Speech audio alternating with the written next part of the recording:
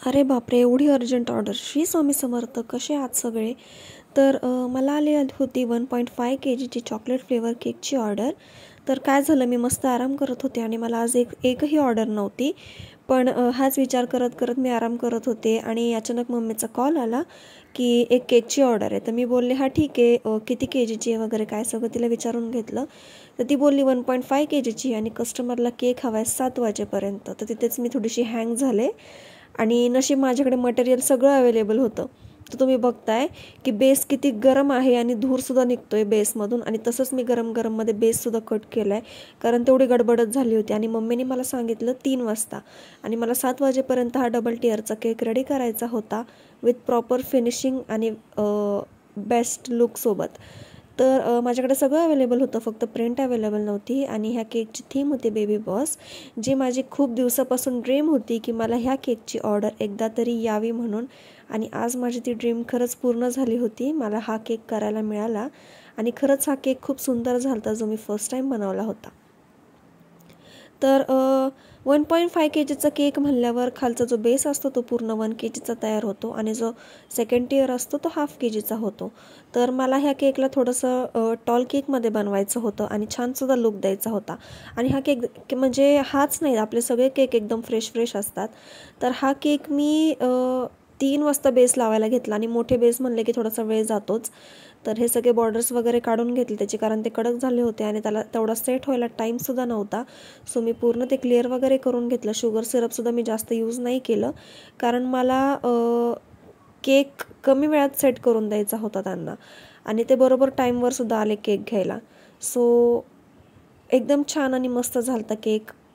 म्हणजे खरंच मलासुद्धा खूप आवडला आणि तुम्हालासुद्धा केकचा फायनल लुक दिसेलच. तर पटपट तयारी करायला घेतली आणि क्रमकोट वगैरे करून फ्रीजमध्ये सेट व्हायला ठेवून दिलं. म्हणजे हा तर रेडी झाला होता आणि ह्याचा जो वरचा सेकंड टिअर आहे तो अजूनही रेडी होत होता. आणि तो रेडी झाल्यानंतर मी पटकन त्याला फॅन खाली नेऊन ठेवलं आणि गार व्हायला, म्हणजे गार करायला फॅन खाली ठेवलं. तर ते चॉकलेट सॉस संपलं होतं आणि हे मी न्यूवाला यूज करायला काढलं होतं. सो हा होता आपला लास्ट लेअर. आणि आता ह्याला आपण प्रॉपरली क्रमकोट करून घेऊया. आणि क्रमकोट करून झाल्यानंतर ह्याला फ्रीजमध्ये ठेवून देऊया. तर ब्राऊन क्रीम वगैरे सगळं मी रेडी करून घेतलं होतं बेस होऊस तर. आणि छान असा केकला फिनिशिंग वगैरे करून घेतली. तर ह्याचा खालचा जो फर्स्ट टिअर होता तो ब्ल्यू शेडमध्ये होता आणि जो सेकंड टिअर होता तो व्हाईटमध्येच होता. तर असं 2 कलर्समध्ये मला शेडमध्ये हा केक करून द्यायचा होता कस्टमरला. तसा इमेजही सेंड केला होता मी त्यांना आणि त्याच्यामधलं त्यांनी मला हा सिलेक्ट करून सेंड केला. आणि खरंच त्यांनाही खूप आवडला. मला छान कमेंट आली त्यांच्याकडून की केक पण मस्त झाला होता आणि आवडलासुद्धा त्यांना सगळ्यांना. तर मला वाटत नाही की मी एवढं अर्जंटलीसुद्धा म्हणजे केक करून देऊ शकते, ते पण 2 तासामध्ये. 2 तासाला पण कमी वेळ राहिला असेल, कारण बेस व्हायलाच खूप वेळ गेला. सो माझ्याकडे काही ओव्हन वगैरे नाही आहे. सो मी गॅसवरतीच बेस शिजवते, जसं मी तुम्हाला दाखवलं होतं आधीच्या ब्लॉगमध्ये की मी बेस कसं शिजवते. ते कोणाला तरी म्हणजे कोणत्या तरी मॅमला शिकायचं होतं की स्टार्टिंगपासून कसं बनवायचं. तर हा होता हाफ केजीचा. आणि हे दिसतंय तुम्हाला की अर्धा बेस खालीच चिटकला आहे, कारण गडबड झाली खूप, म्हणजे खूप गडबड झाली. हा पण बेस खूप गरम आहे आणि गरममध्येच मी कट करते आहे. मी पण तुम्हाला हेच सजेस्ट करते की प्लीज बेस गरममध्ये कट नका करत जाऊ. जर खूपच इमर्जन्सी असेल आणि तुम्हाला मॅनेज करता येत असेल तर तुम्ही बेस गरममध्ये कट करू शकता. आणि जर तुम्हाला मॅनेज करायला जमत नसेल तर प्लीज तुम्ही म्हणजे कट नका करू गरममध्ये, कारण गरम बेसमध्ये जर तुम्ही सगळं करायला घ्याल तर ती क्रीम मेल्ट होणार आणि केकला काहीच फिनिशिंग येणार नाही. आणि माझ्यासोबतही तेच झालं होतं. सो मला हा केक थोडं जास्त वेळ सेट व्हायला ठेवायला लागला फ्रीजमध्ये. तर फर्स्ट इयरला फिनिशिंग करूस तर हा मस्त सेट झाला होता, जो तुम्हाला पुढे दिसेलच की हा किती छान असा सेट झाला आहे. आणि हा पण मी थोडंसं म्हणजे गरममध्येच केलं होतं, थोडा वेळ फॅन खाली पण ठेवलं होतं, पण माझ्याकडे एवढा वेळ नव्हता की मी जास्त वेळ त्याला फॅन खाली सेट व्हायला ठेवेल. सो झालंच, आता काय बोलणार. पण छान झाला होता केक. तुम्हाला दिसेलच लास्टला केकचा फायनल लुक. एकदम फिनिशिंग वगैरे सगळं प्रॉपर झालं होतं. तर ह्याचा क्रमकोट होऊस तर जो फर्स्ट बेस आहे फर्स्ट इयरवाला तो छान असा सेट झाला आहे आणि मस्त सेट झाला होता तो, कारण ह्याला कट करूस तर गार होऊस तर त्याला भरपूर टाईम मिळाला सेट व्हायला आणि आता त्याची टर्न आहे. सो त्याला फिनिशिंग होस तर हा एकदम छान सेट होईल. तर हा होता ब्ल्यू जेल कलर, ज्याचे इमेजेस मी तुमच्यासोबत ऑलरेडी शेअर केलेत आणि क्रीम पण किती छान झाली तुम्ही बघू शकता. ह्याला म्हणतात परफेक्ट क्रीम, जी एकदम फिक्सवाली होते. किती पण तुम्ही म्हणजे हलवली त्याला वगैरे तरी ती कुठे म्हणजे थिन नाही होणार, पातळ वगैरे नाही होणार, थिक आणि एकदम मस्त सेट होणार ही. म्हणून केक पण छान होतो, फिनिशिंग पण छान होती केकला आणि काही प्रॉब्लेमसुद्धा येत नाही आयसिंगला. तर पायपिंग बॅगमध्ये फिल वगैरे करून घेतली आणि फ्रीजमध्ये ठेवून दिली. त्याच्यानंतर सेकंडवाली पायपिंग बॅग घेतली आणि ह्याच्यामध्ये पण पूर्ण क्रीम फिल करून ठेवली. कारण कसं आहे की म्हणजे पायपिंग बॅगमध्ये क्रीम्स फिल करून ठेवलं ना पटपट पटपट काम होतं आणि मग एक जर ठेवलं दुसरं नाही आहे, मग ते संपलं की मग परत वेट करावं लागतं, मग ते परत फिल करायचं. सो फिल करून ठेवलं की मग पटकन होऊन जातं. सो हे फिल करून ठेवलं होतं आणि मी बेस क्लीन करायचं विसरले होते सेट करायला ठेवायच्या आधी. सो मी बेस वगैरे क्लीन करून घेतला कारण ते व्हाईटमध्ये मिक्स झालं असतं. सो बेस वगैरे क्लीन करून झाल्यानंतर मी ह्याला आयसिंग चालू केली आणि मला ह्याला ब्ल्यू शेड द्यायचं होतं आणि ह्यावेळेस जरा मी वेगळंच डोकं चालवलं. म्हणजे मी पूर्ण ब्ल्यू क्रीम तयार नाही केली कारण तशी ब्ल्यू क्रीम तयार केली की ती वेस्ट जाते. सो मी पूर्ण तयार नाही केली. मी तुम्हाला दिसेलच की मी कसं मिक्स केले आणि एकदम प्रॉपर शेड दिला आहे त्याला. तर तो शेडसुद्धा तुम्ही बघू शकता, तुम्हाला कळेलच, दिसेलच. आणि नंतर हे झाल्यानंतर मी क्रीम लगेच फ्रीजमध्ये सेट व्हायला ठेवून दिली कारण मेल्ट नको व्हायला. आणि जो माझा कटर आहे त्या कटरनेच मी ह्याला फिनिशिंग द्यायला घेतली कारण तो जो स्पॅच्युला आहे त्यांनी 1 kgच्या केकला फिनिशिंग द्यायला खूप वेळ जातो आणि प्रॉपर फिनिशिंगही होत नाही, कुठून तरी काहीतरी प्रॉब्लेम होणारच. सो मी त्याला फिनिशिंग वगैरे करायला घेतली एकदम प्रॉपरवाली आणि फिनिशिंग झाल्यानंतर मी ह्याला ब्ल्यू शेडमध्ये देणार आहे. तर तुम्ही बघा पुढे की मी ह्याला कसं ब्ल्यू शेडमध्ये कन्वर्ट करते आहे. म्हणजे ते प्रॉपर सगळीकडून मिक्स पण झालं आणि क्रीम पण माझे वेस्ट नाही गेली आणि केकलासुद्धा लुक असं छान आला आहे. तर हे सगळं झाल्यानंतर आता मी ब्ल्यू शेड करते ह्याला.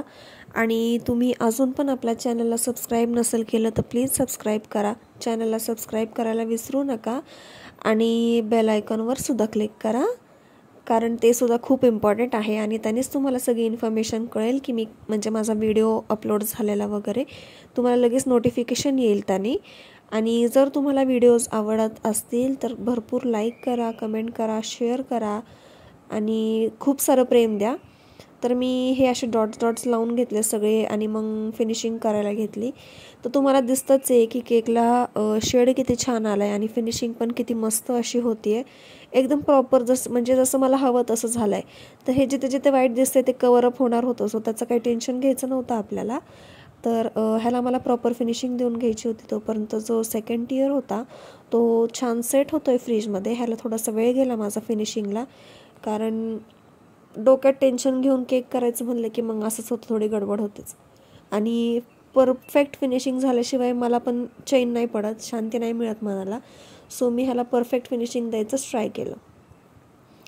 तर सगळं झाल्यानंतर मी ह्याचा पण बेस वगैरे क्लीन करून घेतला आणि फ्रीजमध्ये सेट व्हायला ठेवून दिला. तर हा पण छान सेट झाला होता. ह्याच्यानंतर मी ह्याच्यावरती अजून एक ब्राऊन क्रीमचा कोट दिला आणि ब्राऊन क्रीमचा कोट देऊन झाल्यानंतर ह्याच्यावरती मी व्हाईट क्रीमने आयसिंग करायला घेतली. तर ह्याच्यावरती मी ब्राऊन क्रीमचा कोट का दिला तुम्हाला हा प्रश्न पडला असेल. तर जसं मी तुम्हाला सांगितलं की मी गरममध्ये केक बनवायला घेतला होता हा. सो त्याची फिनिशिंग नीट मला करता नव्हती आली. सो थोडा सेट झाल्यानंतर मी परत डबल कोट केला ह्याला. त्याने केकची थोडीशी लेंथ वगैरे पण वाढली आणि केकला लुकसुद्धा छान आला. तर डबल कोटिंग झाल्यानंतर मी ह्याचा बेस वगैरे क्लीन करून घेतला आणि बेस क्लीन झाल्यानंतर व्हाईट क्रीमने आयसिंग करायला घेतली आणि जो वरचा पार्ट होता तो मला व्हाईट क्रीममध्येच ठेवायचा होता. मला ह्याच्यामध्ये काही चेंजेस करायचे नव्हते आणि हा केक फॉन्डंटमध्ये सुद्धा नव्हता. जास्त तर मी फॉन्डंट केकच्या ऑर्डर्स घेत नाही कारण ते मला जमत नाही आणि मला ते आवडतसुद्धा नाही. सो जरी मला फॉन्डंट केकच्या ऑर्डर्स आल्या तरी मी ते कटआउट्समध्ये करून द्यायचा प्रयत्न करते आणि कस्टमरला तसं सांगते सुद्धा की मी फॉन्डंट केक करत नाही शक्यतो, सो तुम्हाला कटआउट्समध्ये चालेल का. तर टेस्ट इम्पॉर्टंट असते केकमध्ये कधी पण, हे तुम्ही सुद्धा लक्षात ठेवा. जर टेस्ट आपली चांगली असेल तर कस्टमर कोणत्याही गोष्टीला हो बोलेल. तर कस्टमरसुद्धा लगेच रेडी होतं की ठीक आहे चालेल कटआउट्स पण आम्हाला. फॉन्डंट असं पण जास्त कोणी खात नाही, थोडंच खातं, ते असं पण वेस्ट जातं आणि उगाच केकचे त्याच्यामुळे कॉस्टिंगसुद्धा वाढते. सो मी ते नाही प्रिफर करत. मला क्रीमवाले आणि कटआउटवाले केकसुद्धा जास्ती आवडतात. तर हेच मी असं केक करत असताना सगळे मध्ये सगळ्यांना करायचंच असतं. सगळे येणारच मध्ये काही ना काही रिझन काढून. तर हे माझे आजोबा, त्यांना दिवा लावायचा होता, सो ते किचनमध्ये आले होते आणि मी काय त्यांच्याकडे लक्ष नाही दिलं, मी माझ्या कामात बिझी होते. तर ते आलेच आता व्हिडिओमध्ये, सो मला तो व्हिडिओ पण कट नाही करता आला. इकडेच काहीतरी शोधत होते ते. तर तो तर झाला, त्याला मी मेसी वगैरे करून घेतलं आणि फ्रीजमध्ये सेट व्हायला ठेवून दिलं. तोपर्यंत हा पण मस्त सेट झाला होता. तर शेवटी मला ब्ल्यू कलर मिक्स करावाच लागला, कारण मला हे अशी बॉर्डर करायची होती ह्यालासुद्धा आणि सेकंड टियरलासुद्धा.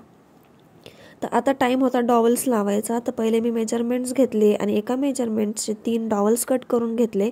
आणि कधी पण लक्षात ठेवा, टियरचा केक असेल तर डॉवल खूप इम्पॉर्टंट असतात. तो केक जवळ जाणार असो किंवा लांब जाणार असो, डॉवल्स प्लीज लावत जा, कारण केक सरकूसुद्धा शकतो जवळ जरी जाणार असेल तर. आपण कस्टमरला केक नीट देतो प्रॉपरली, पण ते कसं हँडल करतात ते आपल्याला माहीत नसतं. जरी चूक त्यांची असेल तरी ते तेच बोलणार की तुम्ही केकमध्ये काहीतरी म्हणजे मिस्टेक झाली असेल, त्यामुळं केकला असं झालं तसं झालं. सो आपण आपलं नेहमी सेफ राहायचं. आपण डॉवल्स वगैरे सगळं एकदम प्रॉपरली लावून द्यायचं. डॉवल्सनी केक एकदम छान आणि सेट प्रॉपर राहतो आणि काही प्रॉब्लेमसुद्धा येत नाही. तर सगळ्यात अवघड टास्क होता की हा केक ह्याच्यावरती ठेवायचा आणि तो मी कंप्लीट केला आहे आता आणि एकदम मस्तपैकी तो पार पडला आहे. तर आता आपण लावूया सेंटर डॉवल. तर त्याचंसुद्धा मी मेजरमेंट घेतलं आणि पटकन ते डॉवल कट करून घेतलं आणि कट करून झाल्यानंतर मिडलमध्ये सेट करून दिलं. तर आता ह्याला पण मी बॉर्डर करून घेतली आणि बॉर्डर करून झाल्यानंतर कटआउट्स लावायचे होते. तर कटआउट्समध्ये काय झालं तर थोडी मिस्टेक झाली होती. जे ज्यांच्याकडून मी नेहमी प्रिंट आणते त्यांनी कटआउट्स छोटे छोटे दिले होते आणि मला मोठे हवे होते. सो त्याचा थोडासा प्रॉब्लेम झाला आणि मला कटआउट्स डबल लावावे लागले आणि जेवढे फोटोमध्ये नव्हते केकच्या रेफरन्स इमेजमध्ये, त्याच्यापेक्षा जास्त मी इमेजेस लावून टाकले ह्या केकवर. त्याने केकला खूप छान सुंदर लुक आला. जर इमेजेस मोठे असते तर मग मी तेवढेच लावले असते, बट माझ्याकडे ऑप्शन नव्हतं, सो मी ते सगळे लावून दिले. आणि हा केक मी मेजर करून सुद्धा दाखवले. थोडे फॉक्स बॉल्स वगैरे लावले, नेम वगैरे टाकलं, स्प्रिंकलर्स वगैरे टाकले थोडेसे ह्याच्यावर आणि त्यांनी पण केकला खरंच खूप छान असा लुक आला आहे. आणि तुम्हाला हा केक कसा वाटला प्लीज मला कमेंट करून सांगा, जो मी फर्स्ट टाईम बनवला होता. आणि माझी खूप दिवसापासूनची इच्छा होती की मी हा केक एकदा तरी बनवावं. तर हे तुम्ही बघताय की मी डबल बेबी बॉस असं लावलं आहे, कारण माझ्याकडे काहीच ऑप्शन नव्हता आणि केक असं भरलेला दिसला पाहिजे होता मला. आणि माझ्याकडे डबल प्रिंटआउट आणायलासुद्धा वेळ नव्हता, कारण ते शॉप जवळ नाही आहे.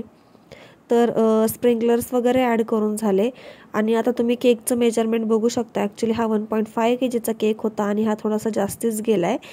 तर कसं वाटलं नक्कीच सांगा. आणि नंतर हा आहे आपला केकचा फायनल लुक.